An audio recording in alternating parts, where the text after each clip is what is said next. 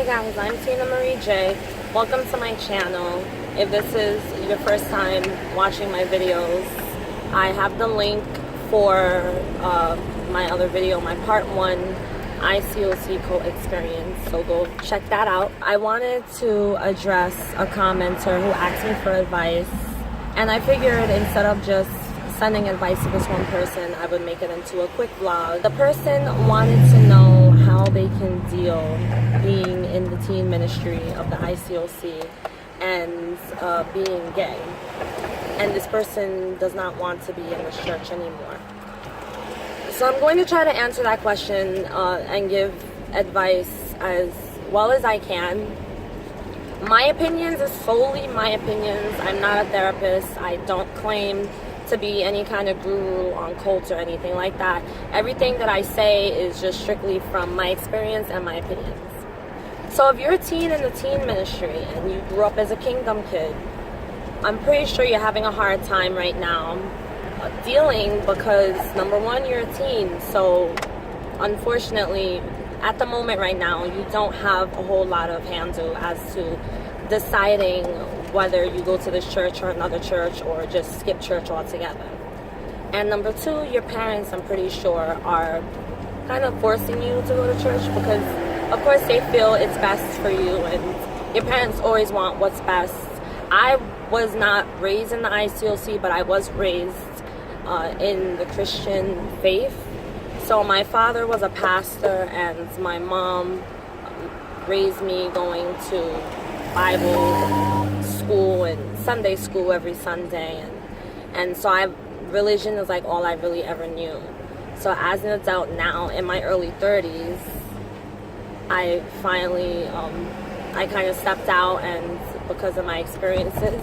So as you get older, you will be able to make your own decisions and you'll learn from your experiences.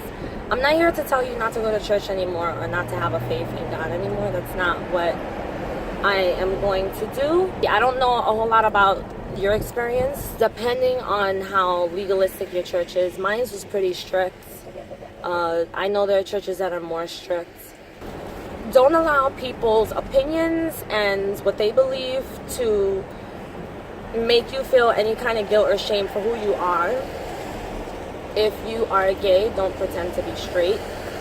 Don't feel like you have to portray this great straight Christian teenager because that's what everybody wants to see. Don't feel like you have to change who you are. Be who you are, and know that, in my opinion, I believe God loves gay people too. He doesn't hate you because you're gay. People may not like you. People may say things about you.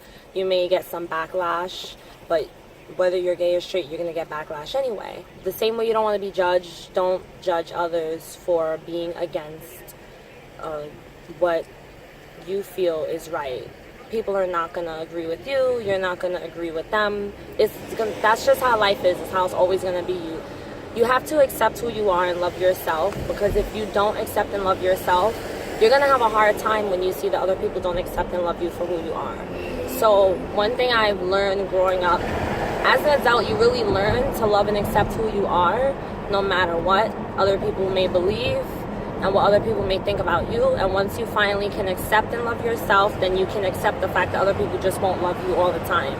And that's okay. I think that you should speak to your parents. If you have not yet, you should open up to them and tell them what you feel, why you feel that it's wrong, or maybe their doctrine is wrong, or if you have anyone bullying you or picking you out, if you feel like you are being rejected from your peers, then you should definitely speak to someone about that, because no matter what you believe in or your sexuality, no one should ever reject you or put you down and make you feel any kind of shame, because that's not okay.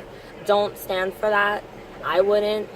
That's not okay, no matter what church you're a part of. In terms of religion and your belief, I feel that you should, if you want to continue on your path towards Christianity, you should continue it. Keep the people out. So the way you keep the people out is you go to church, you go to your teen ministry thing, you do your thing, and you be honest with people and yourself. And don't try to hide the fact that you're gay. Don't try to hide the fact that you don't believe everything they say. And if they don't like it, then that's too bad. Tell them I'm sorry.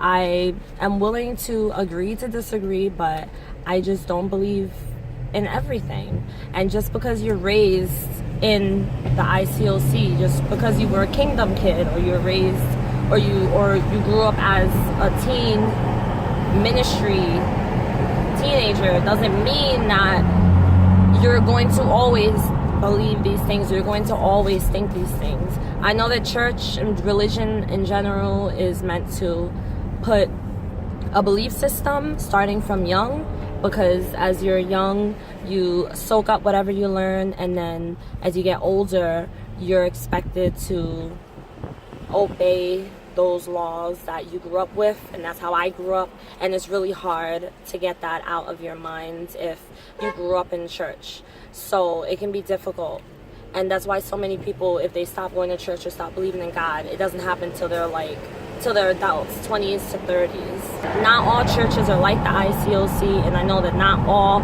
congregations in the ICOC are the same neither, but a lot of them can pull you down, and a lot of them do have a way of rejecting you. If you don't believe and follow the way they do, then they can tend to treat you like you're some outsider, some worldly person who doesn't know any better, who is struggling in sin. And that's bullcrap. So send me an email, let me know your story, let me know what's going on. Thank you for watching. Subscribe, give me a thumbs up, and don't be afraid to share my videos, and keep on sending me emails, because as I always say before, your emails always help me, and a lot of you help me more than you realize, and I'm glad I can help you guys too. So see you later, bye.